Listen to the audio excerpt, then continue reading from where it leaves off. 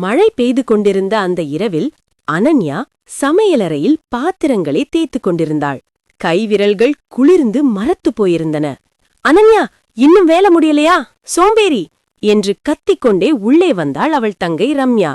கையிலிருந்த ஜூஸ் கிளாஸை வேண்டுமென்றே அனன்யாவின் கால் அருகே போட்டு உடைத்தாள். சிதறிய கண்ணாடி துண்டுகள் அனன்யாவின் காலில் குத்தி ரத்தம் கசிந்தது. ஆனால் அனன்யா வலிக்காக கூட அழவில்லை. அழுதால் இன்னும் அதிகமாக அடி விழும் என்று அவளுக்கு தெரியும். சாரி ரம்யா, இதோ சுத்தம் செஞ்சிடுற என்று நடுங்கும் குரலில் சொன்னாள்.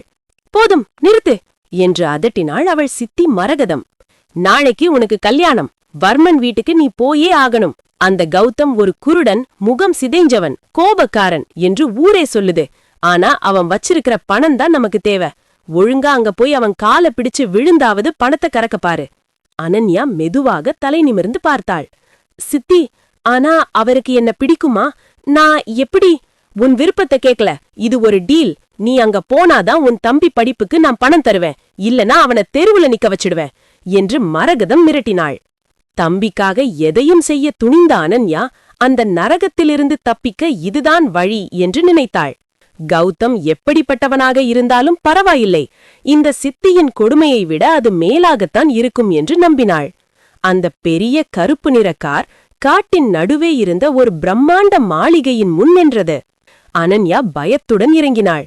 அங்கு வேலைக்காரர்கள் கூட யாருமில்லை. ஒரு வயதான காவலாளி மட்டும் அவளை உள்ளே அழைத்துச் சென்றான். அம்மா, தம்பி மேல இருக்கிற இருட்டறையில இருக்காரு. அவர் கூப்பிடாம யாரும் உள்ள போகக்கூடாது.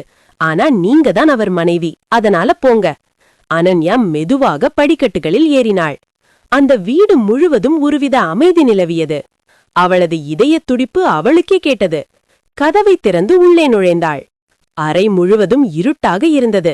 ஜன்னல்கள் எல்லாம் கனமான திரைகளால் மூடப்பட்டிருந்தன. அறையின் மூலையில் ஒரு சக்கர நாற்காலி தெரிந்தது.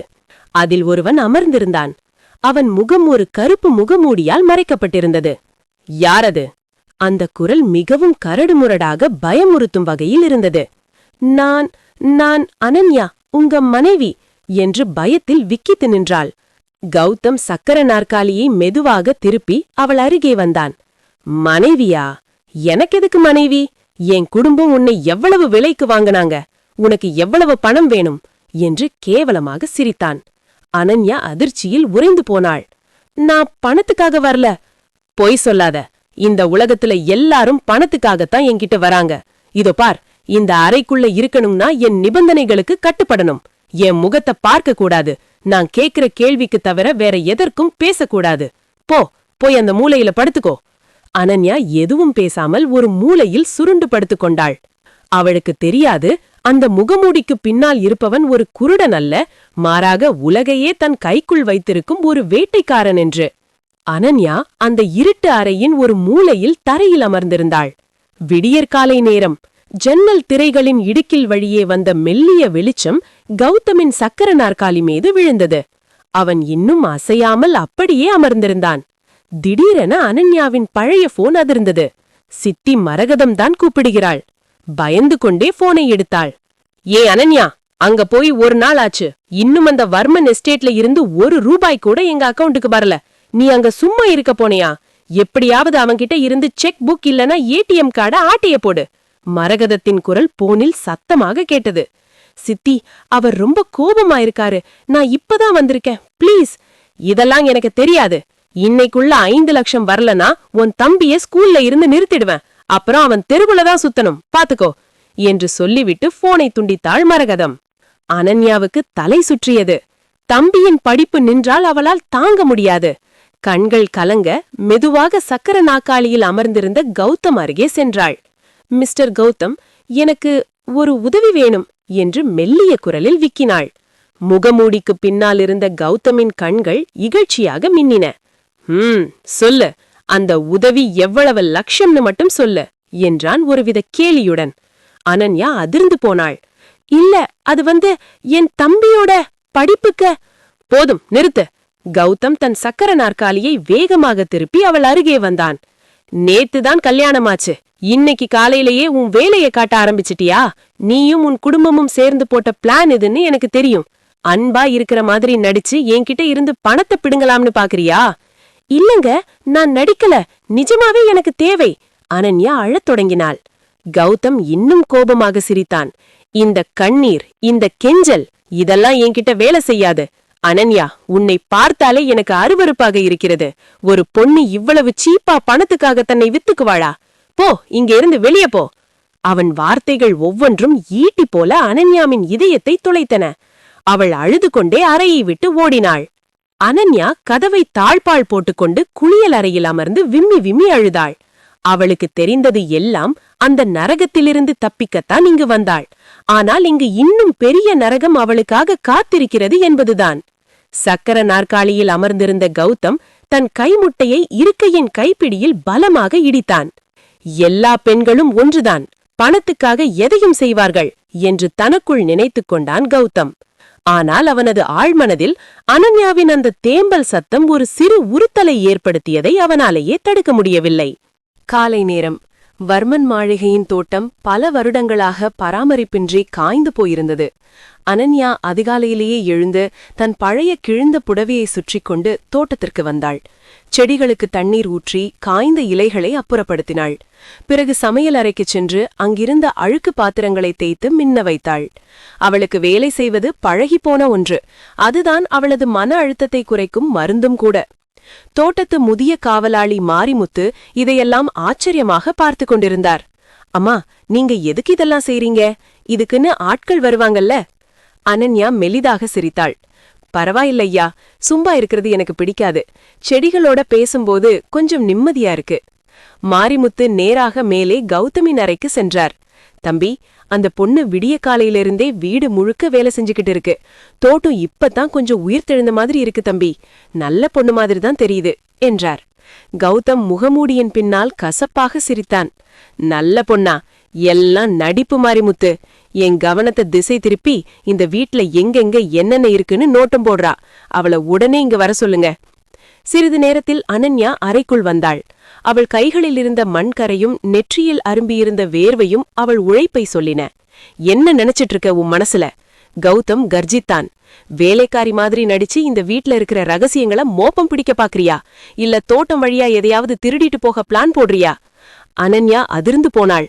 இல்லைங்க, நான் சும்மாதான் அந்த செடிகளுக்கு. நிறுத்து. நீ எப்போ எந்த பக்கம் போறேன்னு எனக்கு தெரியும். இந்த வீட்ல இருக்கிற ஒவ்வொரு பொருளும் விலை உயர்ந்தது. ஏதாவது ஒன்னு காணாம போனாலும் உன்னைத்தான் ஜெயில தள்ளுவேன். எதுக்கு இந்த போலி வேஷம்? அனன்யா கண்ணீர் மல்க அவனை பார்த்தாள். நான் எதுவும் திருட வரலைங்க. எனக்கு இந்த சத்தமில்லாத வீடு பயமா இருந்தது. அதான் ஏதோ ஒரு வேலையில என்னை ஈடுபடுத்திக்கிட்டேன். நீங்க தப்பா நினைப்பீங்கன்னு எனக்கு தெரியாது என்று தேம்பினாள். மாரிமுத்து மெதுவாக உள்ளே வந்து, தம்பி, அந்த பொண்ணு மேல தப்பில்ல. நான் தான் பார்த்தேனே. ரொம்ப கஷ்டப்பட்டு தான் வேலை செய்யுது. அந்த பொண்ணை பார்த்தா அப்படி தெரியல தம்பி. பாவமா இருக்கு என்று ஆதரவாக சொன்னார். கௌதம் சிறிது நேரம் மௌனமாக இருந்தான். அவனது பிடிவாதம் மாரிமுத்துவின் வார்த்தைகளால் கொஞ்சம் தளர்ந்தாலும் அவனது கடந்த கால காயங்கள் அவனை எச்சரித்தன. சரி, மாரிமுத்து சொல்றதுக்காக விடுறேன். இந்த வீட்ல நீ என்ன வேணா செஞ்சுக்கோ. ஆனா என் அறைக்குள்ள நான் கூப்பிடாம வரக்கூடாது. என் கண்ணு முன்னாடி நிக்க கூடாது. போ என்று கத்தினான். அனன்யா தலைகுனிந்து வெளியே வந்தாள். கௌதமின் வார்த்தைகள் அவளை சுட்டாலும் இந்த வீட்டில் உலாவ அவளுக்கு அனுமதி கிடைத்ததே ஒரு பெரிய நிம்மதியாக இருந்தது. ஆனால் கௌதம் ஜன்னல் திரையின் வழியாக அவளது வாடிய உருவத்தையே பார்த்து கொண்டிருந்தான். அவளது அழுகை நிஜமானதா அல்லது உலகமகா நடிகையா என்ற கேள்வி அவன் மனதில் ஓடிக்கொண்டே இருந்தது. மதியம் வர்மன் மாளிகையின் அமைதியை ஒரு கார் ஹார்ன் சத்தம் கிழித்தது. மரகதமும் ரம்யாவும் காரிலிருந்து இறங்கினர்.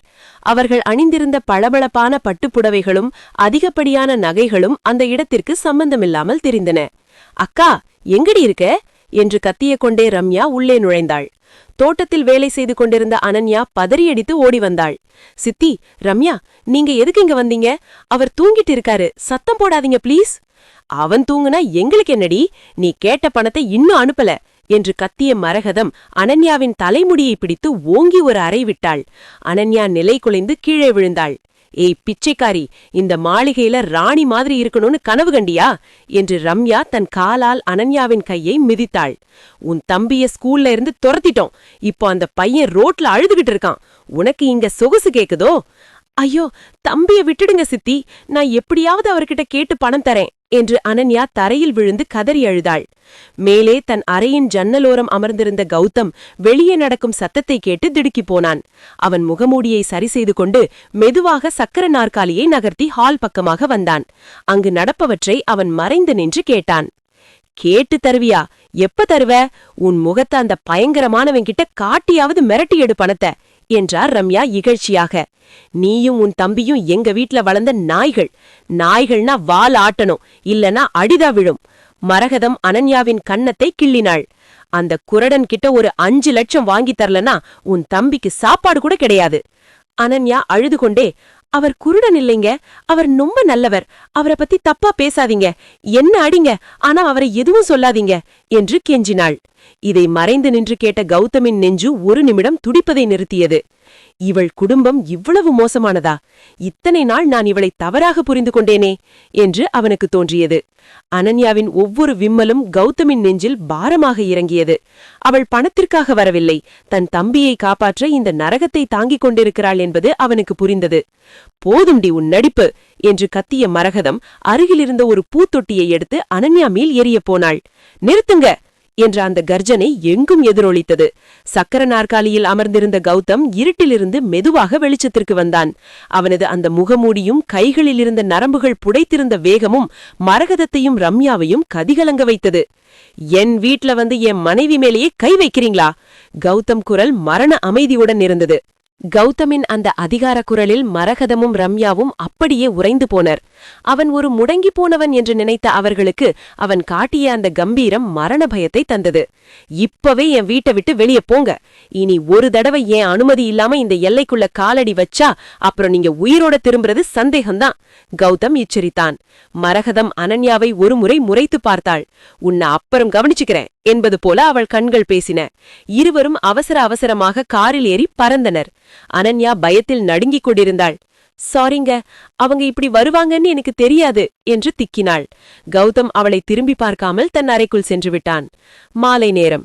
அனன்யாவை தன் அறைக்குள் வருமாறு கௌதம் அழைத்தான். அவள் உள்ளே சென்றபோது அங்கே ஒரு மேசையில் லேப்டாப் வைக்கப்பட்டிருந்தது. அந்த லேப்டாப்ல இப்போ ஒரு வீடியோ கால் வரும், அதை அட்டெண்ட் பண்ணி பேசு என்றான் கௌதம் ஜன்னல் பக்கம் திரும்பியபடி.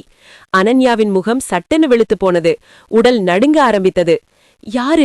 யாரு கால் பண்றாங்க? நான் ஏன் பேசணும் என்று குரல் தழுதழுக்க கேட்டாள். சொன்னத செய், கேள்வி கேட்காத, கௌதம் அதட்டினான். அனன்யாவுக்கு பழைய நினைவுகள் வந்து பயமுறுத்தின. ஒருவேளை இவனும் சித்தி மாதிரி என்ன தப்பான ஆட்களுக்கு ஆன்லைன்ல விற்கப் போகிறானா? அதனால்தான் முகத்தை காட்ட சொல்கிறானா என்று எண்ணி அவள் பின்வாங்கினாள். லேப்டாப் ஒலிக்க ஆரம்பித்தது. அவள் அதை தொடக்கூட பயந்து ஒரு மூலையில் போய் ஒண்டிக் கொண்டாள். ஏய், என்ன பண்ணிட்டு இருக்க? அட்டெண்ட் பண்ணுன்னு சொல்றேன்ல, கௌதம் கோபத்தில் கத்தினான். அனன்யா அழுதுகொண்டே நடுங்கிய கைகளால் அந்த பட்டனை அழுத்தினாள். திரையில் தெரிந்த முகத்தை பார்த்ததும் அவள் அப்படியே ஸ்தம்பித்து நின்றாள். அக்கா! மறுபக்கம் அவளது தம்பி அர்ஜுன் சிரிக்கும் முகத்துடன் தெரிந்தான். அவன் ஒரு அழகான சீருடை அணிந்திருந்தான். பின்னால் ஒரு பிரம்மாண்டமான ஸ்கூல் ஹாஸ்டல் தெரிந்தது. அர்ஜுன், நீ எங்கடா இருக்க? உன்னை சித்தி அடிச்சு துரத்திட்டதா சொன்னாங்களே. அனன்யா லேப்டாப் திரையே தடவினாள். இல்லக்கா, ஒரு பெரிய அங்கிள் வந்து என்னை இங்க கூட்டிட்டு வந்தாங்க. இது ரொம்ப பெரிய ஸ்கூல் அக்கா. எனக்கு புது ட்ரெஸ் கொடுத்திருக்காங்க. இன்னைக்கு தான் நான் வயிறு சிறைய சாப்பிட்டேன். இங்க எனக்கு நிறைய ஃப்ரெண்ட்ஸ் கிடைச்சிருக்காங்க. நான் ரொம்ப ஜாலியா இருக்கேன் அக்கா, அவன் உற்சாகமாக பேசினான். அனன்யாவுக்கு பேச்சு வரவில்லை. தன் தம்பி பத்திரமாக சந்தோஷமாக இருப்பதை பார்த்ததும் அவள் கண்களிலிருந்து ஆனந்த கண்ணீர் வழிந்தது. சிறிது நேரம் அவனிடம் பேசிவிட்டு காலை துண்டித்தாள். மெதுவாக கௌதம் அருகில் சென்றாள். நீங்கதான் இதெல்லாம் செஞ்சீங்களா? கௌதம் முகத்தை திருப்பிக் கொண்டு, போய் உன் வேலையை பாரு என்று சுருக்கமாக சொன்னான். அனன்யா காலடியில் அமர்ந்து, என்ன மன்னிச்சிடுங்க, உங்களை தப்பா நினைச்சிட்டேன். என்னோட இந்த ஒரு தம்பிக்காக நான் எதை வேணா செய்வேன். இன்னைக்கு நீங்க பண்ண இந்த உதவிக்காக என் உயிரை கூட உங்களுக்கு கொடுப்பேன் என்று உணர்ச்சி வசப்பட்டு சொன்னாள். அனன்யா கிளம்ப போகும்போது கௌதம் அவளை தடுத்தான். இரு, எதுக்காக அந்த வீடியோ கால் அட்டெண்ட் பண்ண அவ்வளோ பயந்த? நான் உன்னை ஏதோ விற்க போறேன்னு ஏன் நினைச்சேன்? அனன்யா மெதுவாக தன் கதையை சொன்னாள். ஒரு முறை சித்தி இதுபோலதான் என்னை ஒரு தப்பான வீடியோ கால்ல பேச சொன்னாங்க. அந்த பக்கம் ஒரு வயசான ஆள் இருந்தான். அப்புறம்தான் தெரிஞ்சது என் முகத்தை காட்டி ஏதோ ஒரு நாட்டுக்கு என்னை விற்க பார்த்திருக்காங்கன்னு. அன்னைக்கு என் அப்பா வந்துதான் என்னை காப்பாற்றினார். ஆனா கொஞ்ச நாள்லயே அவரும் இறந்து போயிட்டாரு. இப்ப அப்படி ஒரு நிலைமை வந்தா என்னை காப்பாற்ற யாருமே இல்லையேன்னு தான் பயந்தேன். அவள் சொல்லி முடித்தபோது அந்த அறையில் ஒரு கனத்த மௌனம் நிலவியது. கௌதமின் நெஞ்சுக்குள் ஏதோ ஒன்று உடைந்தது. இவ்வளவு பெரிய பெரிய காயத்தை மனசுல வச்சுட்டு தான் இவ இவ்வளவு நாள் வாழ்ந்திருக்கிறாளா என்று அவனுக்கு தோன்றியது. அனன்யாவின் மேல் அவனுக்கு இருந்த அந்த வெறுப்பு மாறி முதலில் ஒரு மென்மையான அன்பு பிறந்தது. அவள் அறியாமலே அவளை பாதுகாக்க வேண்டும் என்ற எண்ணம் அவன் மனதில் ஆழமாக பதிந்தது. மறுநாள் காலை வர்மன் மாளிகைக்கு கௌதமின் பெரியப்பா மகன் விக்ரம் வந்திருந்தான். அவன் பார்வையில் ஒரு நரித்தனம் இருந்தது. கௌதம் சக்கர நாற்காலியில் அமர்ந்து ஜன்னலை பார்த்து கொண்டிருக்க விக்ரம் ஒரு கோப்பையை மேஜை மேல் வைத்தான். கௌதம், எஸ்டேட்ல சில முக்கியமான கையெழுத்துகள் போட வேண்டியிருக்கு. உன் உடம்பு சரியில்லாததால இந்த பவர் ஆஃப் அட்டார்னி பேப்பர்ல சைன் பண்ணிடு, நான் எல்லாத்தையும் கவனிச்சுக்கிறேன் என்று விக்ரம் நைஸாக பேசினான். அனன்யா காஃபி கொண்டு வரும்போது அந்த பேப்பர்களை பார்த்தாள். அவள் கண்கள் சட்டென அந்த பத்திரத்தின் கடைசி பக்கத்திலிருந்த ஒரு சிறிய வாசகத்தை பார்த்தன. அதில் சொத்துக்கள் அனைத்தையும் விக்ரம் பெயருக்கு மாற்றுதல் என்று மறைமுகமாக எழுதப்பட்டிருந்தது. அனன்யாவுக்கு தூக்கி வாரி போட்டது. இவன் கௌதமை ஏமாற்ற பார்க்கிறான் என்று அவளுக்கு புரிந்தது. கௌதம் பேனாவை எடுக்க முயன்றான். விக்ரம், எனக்கு பார்வை சரியில்ல, எங்க கையெழுத்து போடணும்? விக்ரம் அவசரமாக, இங்கதான் கௌதம், இந்த எக்ஸ் போட்ட எழுத்துல போடு என்று ஒரு இடத்தை காண்பித்தான். அனன்யா குறுக்கிட்டாள். ஐயோ, சாமி கும்பிடாம எப்படிங்க கையெழுத்து போட முடியும்? இருங்க, நான் காஃபி கப்ப மாத்திட்டு வந்து விளக்கேத்துற என்று சொல்லிவிட்டு வேண்டுமென்றே விக்ரமின் கையில் இருந்த பேப்பர் மேல் சூடான காஃபியை கொட்டினாள். ஆ, என்னடி பண்ணிட்ட? விக்ரம் கத்தினான். அந்த பத்திரங்கள் காஃபியில் நனைந்து வீணாகின. ஐயோ சாரிங்க, என் கை நழுவிடுச்சு. விக்ரம் எரிச்சலுடன், நான் நாளைக்கு வேற பேப்பர் கொண்டு வர என்று சொல்லிவிட்டு கோபமாக வெளியேறினான். அவன் சென்றதும் கௌதம் அனன்யாவை பார்த்தான். ஏன் இப்படி பண்ண என்று கடிந்து கொண்டான். அனன்யா மெதுவாக சொன்னாள். அவர் கொண்டு வந்த பேப்பர் ரொம்ப ஆபத்தானதுங்க. அதுல உங்க சொத்துக்களை அவர் பேருக்கு மாத்தணும்னு எழுதியிருந்தது. அத நீங்க கையெழுத்து போட்டிருந்தா உங்களை இந்த வீட்டை விட்டு துரத்திருப்பாரு. கௌதம் அதிர்ந்து போனான். அவனுக்கு ஏற்கனவே விக்ரம் மேல் சந்தேகம் இருந்தது. ஆனால் அனன்யா இவ்வளவு நுணுக்கமாக கவனிப்பாள் என்று அவன் எதிர்பார்க்கவில்லை. உனக்கு எப்படி இதெல்லாம் தெரியும்? கௌதம் வியப்புடன் கேட்டான். என் அப்பாவோட பிசினஸ சித்தி இப்படிதான் ஏமாத்தி பறிச்சாங்க. அதே மாதிரி ஒரு வாசகம்தான் அந்த பேப்பர்லயும் இருந்தது. அதான் தடுத்தேன் என்று தலையை குனிந்தபடி சொன்னாள். கௌதமின் மனதில் அனன்யா ஒரு படிக்காத அப்பாவி பெண் என்ற பிம்பம் உடைந்து ஒரு புத்திசாலி பெண் என்ற பிம்பம் உருவானது. அவன் அவளை பார்த்த பார்வையே மாறியது. அப்போ நீ என்ன அவங்கிட்ட இருந்து காப்பாத்தி இருக்கியா என்று அவன் குரல் மென்மையாக கேட்டது. அனன்யா சிறு புன்னகையுடன், நீங்க என் தம்பிய தெருவுல இருந்து காப்பாத்தினீங்க, இது அதுக்கு முன்னாடி ஒண்ணுமே இல்லங்க என்று சொல்லிவிட்டு சென்றாள். கௌதம் தனக்குள் சிரித்து கொண்டான். அவனது இந்த ரகசிய போரில் அவனுக்கு ஒரு வலிமையான துணை கிடைத்துவிட்டது என்பது அவனுக்கு புரிந்தது. மறுநாள் காலை விக்ரம் மீண்டும் வந்தான். இம்முறை அவன் முகத்தில் ஒரு போலி சிரிப்பு இருந்தது. கௌதம், நேத்து நடந்தது விடு, நீ ரொம்ப டயர்டா இருக்கேன்னு நினைக்கிற, இந்தா இந்த ஜூஸ குடி என்று ஒரு கிளாஸை நீட்டினான். கௌதம் அதை வாங்கவில்லை. விக்ரம், நான் தெளிவாதான் இருக்கேன். அந்த பத்திரம் எதுக்குன்னு எனக்கு புரியுது. இப்போதைக்கு நான் எந்த கையெழுத்தும் போட முடியாது என்று கராராக சொன்னான். விக்ரமின் முகம் கோபத்தில் சிவந்தது. இவன் சும்மா இருந்தா பரவாயில்லை, இப்போ எதிர்க்க ஆரம்பித்து விட்டானே என்று உள்ளுக்குள் எரிச்சல் அடைந்தான். கௌதமுக்கு ஏதேனும் உயிர் ஆபத்து நேர்ந்தால் வர்மன் எஸ்டேட்டின் உயில்படி மொத்த சொத்தும் ஒரு ட்ரஸ்டுக்கு போய்விடும் என்பது விக்ரமுக்கு தெரியும். அதனால் கௌதமை உயிரோடு வைத்து ஏமாற்றிதான் சொத்தை பறிக்க முடியும். சரிடா, உன் இஷ்டம், அப்புறம் வருத்தப்படாத என்று பல்லை கடித்துக்கொண்டு விக்ரம் அங்கிருந்து கிளம்பினான். அவன் போகும்போது அனன்யாவை ஒரு கொலை வெறியுடன் பார்த்துவிட்டு சென்றான். எல்லாம் இந்த சிறுக்கி வந்த நேரம்தான் என்று நினைத்து கொண்டான். மதியம் அனன்யா சமையலறையிலிருந்து ஒரு தட்டில் சூடான சாதம், பருப்பு மசியல் மற்றும் மிளகு ரசம் கொண்டு வந்தாள். அதன் மனம் அறை முழுவதையும் நிறைப்பது. மிஸ்டர் கௌதம், நான் இன்னைக்கு கொஞ்சம் ஸ்பெஷலா ரசம் வச்சிருக்கேன். நீங்க எப்பவும் அந்த சப்பில்லாத ஹோட்டல் சாப்பாட்டையே சாப்பிடுறீங்க, ஒரு வாட்டி இதை சாப்பிட்டு பாருங்களே என்று கெஞ்சினாள். கௌதம் தயங்கினான். இதுவரை அவன் யாரையும் நம்பி சாப்பிட்டதில்லை. ஆனால் அனன்யாவின் அந்த அப்பாவியான கண்கள் அவனை சம்மதிக்க வைத்தன. அவன் மெதுவாக ஒரு வாய் சாதத்தை எடுத்து சாப்பிட்டான். அவனது கண்கள் சட்டென விரிந்தன. எப்படி இவ்வளவு டேஸ்டா இருக்கு என்று ஆச்சரியத்துடன் கேட்டான். எங்க அம்மா சமைக்கிற அதே கைமணம், ரொம்ப வருஷத்துக்கு அப்புறம் இப்படி ஒரு சாப்பாட்டை நான் சாப்பிடுறேன். அனன்யாவுக்கு இதயம் குடிப்பதை நிறுத்தியது போன்ற ஒரு உணர்வு வந்தது. உங்களுக்கு நிஜமாவே பிடிச்சிருக்கா? கௌதம் அவளை நேராக பார்த்து, ரொம்ப பிடிச்சிருக்கு அனன்யா. நீ சமைக்கிறது சரி, நீ பேசுறதும் சரி, எல்லாமே ரொம்ப நிஜமா இருக்கு. தேங்க்ஸ் என்றான். முதல் முறையாக அவன் அவளை பெயரிட்டு அழைத்ததும் அவளது கைவண்ணத்தை பாராட்டியதும் அனன்யாவுக்கு உலகையே வென்றது போன்ற ஒரு மகிழ்ச்சியை தந்தது. அவள் கண்களில் ஆனந்த கண்ணீர் அரும்பியது. உங்களுக்கு பிடிச்சிருக்குன்னா நான் தினமும் விதவிதவா சமைச்சு தரேன், எனக்கு இது போதும் என்று சொல்லிவிட்டு வெக்கமுடன் சிரித்தாள். கௌதம் அந்த சாப்பாட்டை ரசித்து சாப்பிடுவதை பார்த்தபோது அவளுக்குள் ஒரு புது தன்னம்பிக்கை பிறந்தது. இந்த இருட்டு ராஜா மெல்ல மெல்ல வெளிச்சத்திற்கு வரத் தொடங்கிவிட்டான் என்பது அவளுக்கு புரிந்தது. அன்று இரவு மாளிகை முழுவதும் நிசப்தம் சூழ்ந்திருந்தது. ஜன்னல் வழியாக வந்த நிலவொளி மட்டும் அறையின் தரையில் ஒரு கோடு போல விழுந்தது. அனன்யா கௌதமுக்கு தண்ணீர் கொண்டு வந்தபோது அவன் இன்னும் அதே சக்கர நாற்காலியில் அமர்ந்திருப்பதை பார்த்தாள். மிஸ்டர் கௌதம், தண்ணி குடிங்க என்றாள் மெதுவாக. கௌதம் அவளை ஏறிட்டு பார்த்தான். அந்த முகமூடிக்கு பின்னாலிருந்த கண்கள் அன்று ஏதோ ஒரு முடிவை எடுத்த போல தெரிந்தது. அனன்யா, இந்த உலகத்துல இதுவரை நான் யாரையுமே நம்புனதில்ல. ஆனா உன் மேல எனக்கு ஒரு புது நம்பிக்கை வந்திருக்கு. நீ எனக்காக உன் சித்தியையே எதிர்த்து நின்னப்பவே நான் முடிவு பண்ணிட்டேன். அவன் மெதுவாக தன் கைகளை உயர்த்தி அந்த முகமூடியின் முடிச்சை அழுவித்தான். அனன்யா இமைக்காமல் பார்த்து கொண்டிருந்தாள். முகமூடி கீழே விழுந்ததும் அங்கே ஒரு அழகான கம்பீரமான முகம் தெரிந்தது. அதில் எந்த சிதைவும் இல்லை. அனன்யா அதிர்ச்சியில் பின்வாங்கினாள். உங்க முகம்? அவள் பேச்சை முடிப்பதற்குள் கௌதம் அந்த சக்கர நாற்காலியில் இருந்து எழுந்து நின்றான்.